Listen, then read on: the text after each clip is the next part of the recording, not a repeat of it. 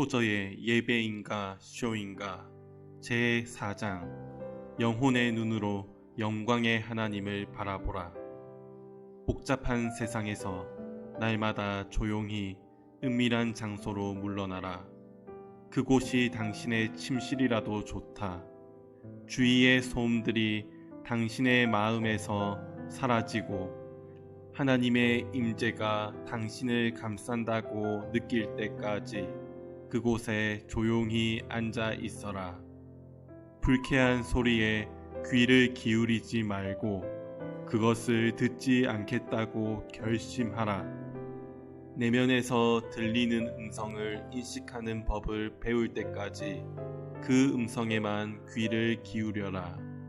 다른 사람들과 경쟁하지 말라. 하나님께 당신을 드려라. 다른 사람들이 어떻게 생각하든지 간에 당신 자신이 되어라. 당신이 아닌 어떤 다른 존재가 되지 말라. 당신의 관심을 두세 가지 일에만 국한시켜라. 순간순간 마음속으로 기도하도록 스스로 훈련하라. 그러면 얼마 후 당신은 심지어 일을 하면서도 기도할 수 있게 될 것이다. 겸손하고 진실하고 어린애처럼 정직해지도록 스스로 훈련하라. 성실한 자세로 생활할 수 있도록 기도하라. 중요하지 않은 책들은 적게 읽고 당신의 영혼에 유익을 주는 중요한 책들은 더욱 많이 읽어라. 마음이 산만한 상태에 그대로 오래 머물러 있지 않도록 하라. 정처 없이 방황하는 수많은 생각을 집으로 불러들여라. 영혼의 눈으로 그리스도를 바라보라. 영적인 집중력을 기르도록 스스로 훈련하라. 성경을 묵상하는 기술을 연습하자. 그렇다고 밖에서 사람들을 모아다가 성경 묵상 클럽을 만들거나 하지는 말라. 우리는 이미 단체를 만들어서 무언가를 이루려고 하다가 철저히 실패한 사람들이 아닌가. 혼자 묵상하라. 소박하고 사려 깊은 그리스도인들이 되자. 성경을 펴서 책상 위에 놓고 하나님의 말씀을 깊이 묵상하라. 그러면 성경 말씀이 당신에게 다가올 것이며 하나님의 영이 오셔서 당신을 도와주실 것이다. 나는 우선 한 달만이라도 경건한 마음으로 기도하면서 조용히 말씀을 묵상해 볼 것을 강력히 권한다. 마음속에 떠오르는 의문들은 개의치 말고 잊어버려라. 이제까지 깨닫지 못해서 빈칸으로 남겨둔 것이 있다면 굳이 메우려고 애쓰지 말라. 쓰레기 같은 것들은 모두 버리고 성경을 집어들라. 무릎을 꿇고 아버지여, 제가 여기 있습니다. 저를 가르치소서 라고 믿음으로 고백하라. 하나님을 만난 사람이 하나님께 온전히 헌신하는 일은 어렵지 않다.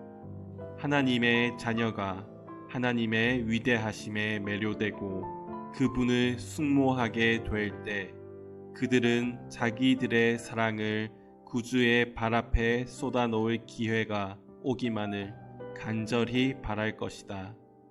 만일 영적이고 경건한 일에 창념하거나 실천하는 일에 게으른 그리스도인처럼 피아노 연습을 게을리하는 전문 피아니스트가 있다면 그는 곧 음악계를 떠나야 할 것이다. 메이저리그에 속한 야구 투수가 교회의 여러 부서에 소속되어 있는 사람만큼 게으르다면 그는 일주일 만에 구단에서 쫓겨나고 말 것이다. 만일 거룩해지는 방법에 별다른 관심이 없는 평신도만큼 과학적인 문제에 관심이 없는 과학자가 있다면 그는 결코 과학적 난제를 풀지 못할 것이다. 교회 신자들처럼 훈련이 안 된 유약한 병사를 가진 나라가 있다면 그 나라는 적국의 공격에 곧바로 무릎을 꿇을 것이다. 편안하게 소파에 앉아서 승리를 거둘 수 있는 방법은 없다. 성공하려면 반드시 그 대가를 지불해야 한다. 영적으로 성장하려면 우리는 세상 사람들이 중요하게 여기는 수많은 일들을 뿌리치고 오직 하나님의 일에 집중해야 한다. 우리의 신앙생활은 홀로 있는 일과 침묵의 열매를 맺는데 더 많은 시간을 투자하는 방향으로 바뀌어 가야 한다. 시끄럽고 분주한 하루 중 어렵게 마련한 묵상의 시간은 낭비되기 쉽기 때문에 각별한 주의가 요청된다. 우리의 묵상은 하나님을 향해야 한다. 그렇지 않으면 우리 자신과 대화하면서 묵상의 시간을 전부 날려버릴 수도 있다. 자신과 조용히 대화를 나누면 마음이 편해질지는 몰라도 영적인 성장을 꾀할 수는 없다. 만일 어떤 그리스도인이 그의 주변에 있는 그리스도인들보다 더 높은 수준으로 영적으로 성장하려고 노력할 경우 그는 하나님을 모든 기독교 교리의 궁극적인 목적으로 인식해야 한다는 사실을 깨닫게 될 것이다. 만일 그가 성삼위 하나님의 거룩한 경의를 깊이 헤아린다면 그는 올바른 교리에 입각하여 지속적으로 그분을 묵상해야 할 필요성을 느낄 것이다. 하나님을 좀 더 잘 알기 위해서 우리는 그분을 늘 묵상해야 한다. 순수한 영성에 이르는데 이것 말고 다른 지름길은 없다. 이제까지 인간은 인간에 대해서 그리고 하나님에 대해서 많이 연구해 왔지만 그런 지름길을 발견하지는 못했다. 순수한 영성에 이르는 길은 누구에게나 열려 있지만 그 길을 가려면 반드시 대가를 지불해야 한다. 이제까지 소홀히 취급된 기독교 진리를 다시 찾아서 그것들의 활력을 불어넣는 방법은 무엇인가? 그 방법은 기도와 깊은 묵상이다. 우리가 기도와 깊은 묵상에 잠길 때 마치 안개처럼 우리 안에 가득 채워진 세상적인 생각에서 그 진리를 분리해내어 지속적으로 굳게 붙들 수 있다. 우리가 하나님을 바라볼 때 우리는 우리를 바라보고 계시는 하나님의 자애로운 눈길과 마주치게 된다. 성경은 하나님의 눈이 온 천하를 두루 살피신다고 증거한다. 하나님은 감찰하시는 하나님이시다. 우리의 영혼의 눈이 그분을 바라보고 그분의 눈길이 우리의 눈길과 마주칠 때 바로 여기 이 땅에서 천국이 시작된다. 하나님을 바라보는 것은 마음의 문제이다. 그러므로 우리의 몸이 교회에서 수천 킬로미터 떨어져 있다 할지라도 전혀 문제가 되지 않는다. 우리가 서 있든지 무릎을 꿇고 있든지 임종의 고통 가운데 있든지 상관없이 우리는 하나님을 바라볼 수 있다. 이 놀라운 비밀을 발견한 사람들은 적지 않다. 그들은 그들의 마음 속에서 일어나는 생각에는 그다지 신경 쓰지 않고 오직 영혼의 눈으로 하나님을 바라보는 훈련을 꾸준히 수행한다. 그들은 그들의 마음 속에 있는 무엇이 하나님을 본다는 것을 안다. 심지어 눈앞에서 벌어지는 현실적인 일들에 관여해야 할 상황이 되어 그들이 하나님을 의식적으로 바라보지 못한다 할지라도 그들 안에서는 그들과 하나님 사이에 은밀한 교제가 진행된다.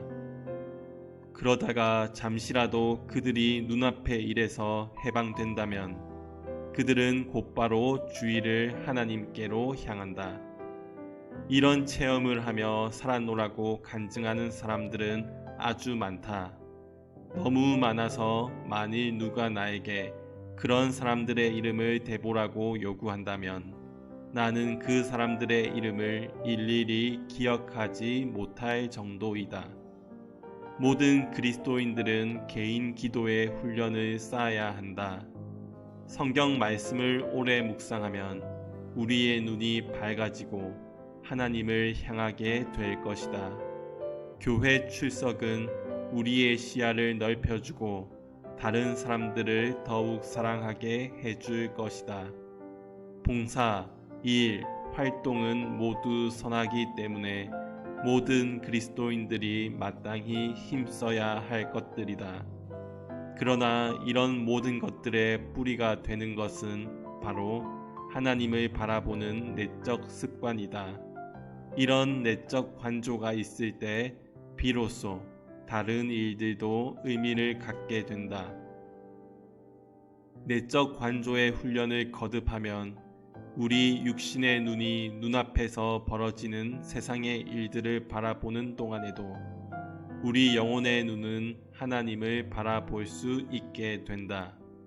그리하여 결국 우리에게는 육신의 눈이라는 시각체계 외에 영혼의 눈이라는 새로운 시각체계가 생겨나는 것이다.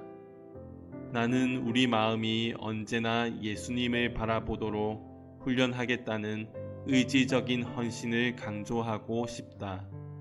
우리가 이렇게 헌신하고자 하는 의지를 가질 때 하나님은 그것을 우리의 선택으로 간주하신다.